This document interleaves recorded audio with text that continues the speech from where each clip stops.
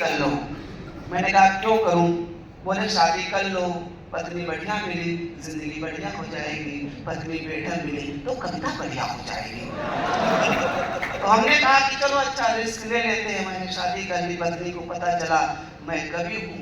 बोले कि वैज्ञानिक तो था ही, कभी तो शादी हुई थी, नहीं तो कभी होता तो ऐसे ही कविता पढ़ रहा होता।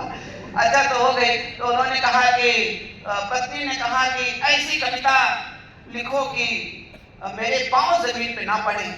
अब मैं व्यंग का कवि, मैंने अदरवाइज ले लिया, मैंने लिख दिया उछलो कूदो मटको। उछलो कूदो मटको, पांव जमीन पे नहीं पड़ेंगे। उछलो कूदो मटको, फांसी का फंदा लगा लो, 2 घंटे लटको।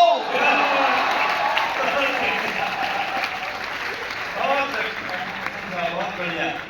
यकीन मानिए पूरे 2 महीने मेरा हुक्का पानी बंद रहा। फिर मैंने लिखा। अब सुनिएगा, एक नई तरीके की कविता सुना रहा हूँ, ऐसी आपने कविता आज तक नहीं सुनी होगी, शायद पहली बार आप सुनेंगे। सुनिएगा कि कल्पना और प्रयोग की पूरी आजादी, यानी एक शायर टाइप वैज्ञानिक की शादी। मैंने अपनी पत्नी की तारीफ में कसीदे गढ़े थे, जिसे उसने मेरी प्रैक्टिकल डेटा बुक से पढ़े थे, जिसमें मैंने लिखा था, ऐ मेरे नोबेल प्राइज की jury, my dear madam Curie.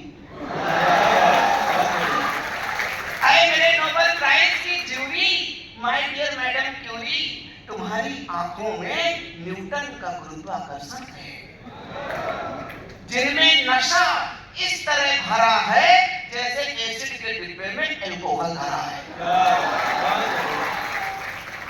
तुम्हारी पलकें जैसे ब्लैक होल के ऊपर ओजोन की परतें, और मुस्कान जैसे मंगल ग्रह पे चंद्रयान। तुम्हारी चाल गति के नियम बताती है, तुम्हारी चाल गति के नियम बताती है, और वाणी में तो इतनी मिठास कि मुझे जवानी में डायबिटीज का विश्वास की जरूरत है। तो मोहब्बत के करंट की जुड़ गया है मन से मन का वायर, अजी मैं आइंस्टाइन, तुम मेरी MC स्क्वायर।